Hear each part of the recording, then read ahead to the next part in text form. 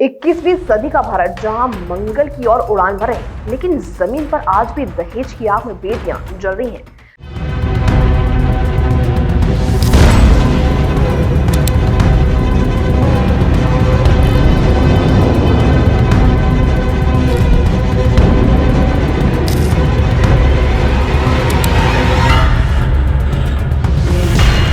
Greater Noida से दिल दहला देने वाली खबर सामने आई है, जहां एक बेटी को सिर्फ इसलिए मौत के घाट उतार दिया गया क्योंकि उसके परिवार की जीत दहेज की मांग पूरी नहीं कर पाई।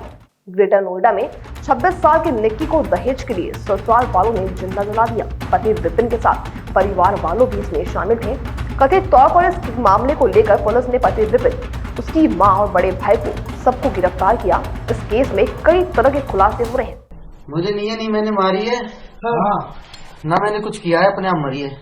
अच्छा, और मियाँ बीवी में हर सगर लड़ाई होती रहती है, ये कोई आम बात नहीं है। अच्छा, और वो अपने आप लगाई? बस मुझे और कुछ नहीं पता ना।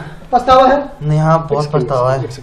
बच्चा बाइक चली गई। कैमरे पर दिखाई देता है एक घर जिसके बाहर मातम पसरा हुआ है। पड़ोसियों की आंखें जो आंसू से नम है, लेकिन जुबान पर एक ही सवाल, आखिर क्यों? पति और ससुराल वालों की मांगे लगातार बढ़ रही थी। फ्रिज, कार और कैश की मांग, और जब पूरा ना हुआ तो बहू को जिंदा जला दिया गया।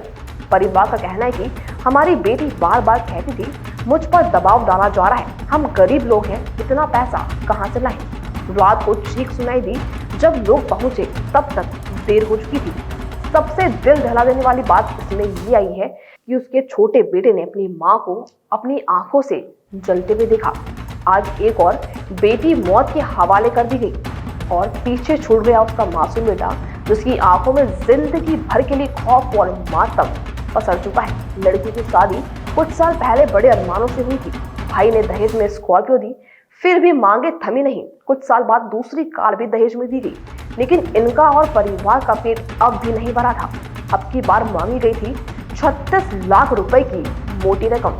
इसी बीच जिस हैवान पति ने अपनी पत्नी को अपने ही बच्चे के सामने बेरहमी से पिटा और फिर उसको लाइटर से आग के हवाले कर दिया।